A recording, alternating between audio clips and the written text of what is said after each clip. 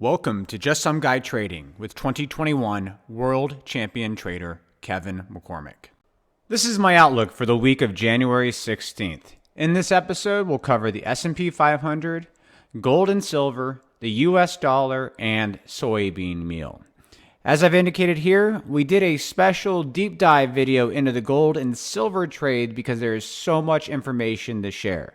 Please view that if you want to have the complete details of the trading opportunities that we see in gold and silver. This week, we're going to start with the S&P 500. As we mentioned last week, I was looking for us to rally for a few days and then possibly go short. We got the rally, but it continued for the entire week into Friday. With that said, I'm not as excited about a short now. We are overbought with the Williams percent R, but the trend of momentum has turned up. L&L has turned up as well. So I think this next couple of weeks is going to be a very earnings-driven market. And we have a lot of earnings coming out over the next 2 weeks. If you are interested in going short, I would say probably after, below Wednesday's low is a good entry point.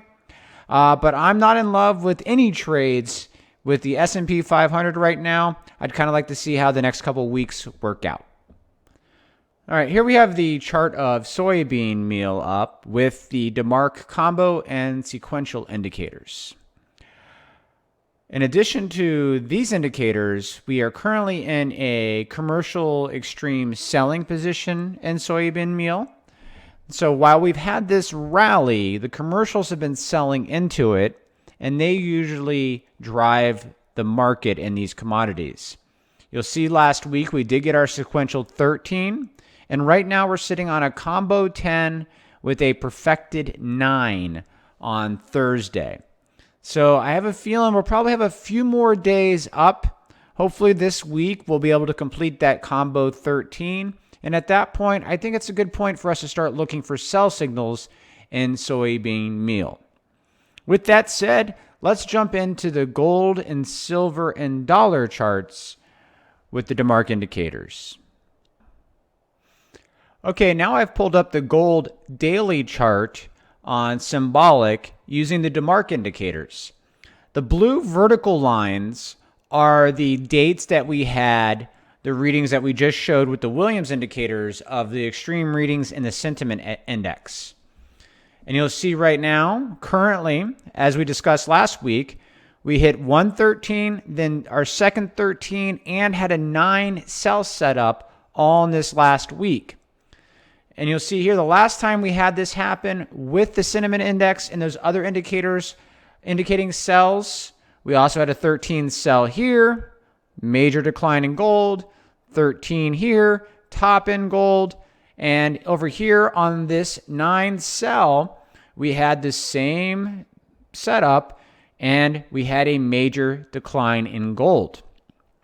So this is a lot of indicators, combo and sequential hitting, and then to add to it, the relative retracement level is right here, and we closed and almost hit it on Friday. So, if this gold market doesn't continue, we are very well set up for a exhaustion in buyers right now. The fund traders have gotten too far ahead of themselves, and gold is looking like it's set up to repeat history and make a major decline again.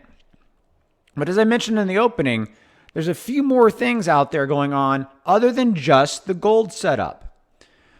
The dollar actually trades inversely to gold since gold is priced in the dollar. And here we have the dollar chart on the daily chart. And, you can tell right here, as the dollar has been declining, the move in gold has been going up. And this week as well, we hit the 13, sequential 13 buy in the dollar. We have a couple more 13s possibly coming here. So it looks like we have a sell setup in gold and a bottom being made in the dollar. If the dollar bottoms and starts moving higher, that's going to cap the price in gold and the other metals And if we have a rally in the dollar, we should see a decline in the metals. So we have this working in our favor as well. And you'll see here as well, trend factor has marked this as an area of resistance. So we have multiple levels in the dollar saying at least a near-term bottom should be in the dollar, which should put a cap on the rally that we've seen in gold and silver. So as I mentioned earlier, if you don't want to be going short gold, might be an opportunity to go long. But I'm actually looking at silver as the opportunity to go short. Silver is what I've been looking at for weeks before we had this major rally in gold.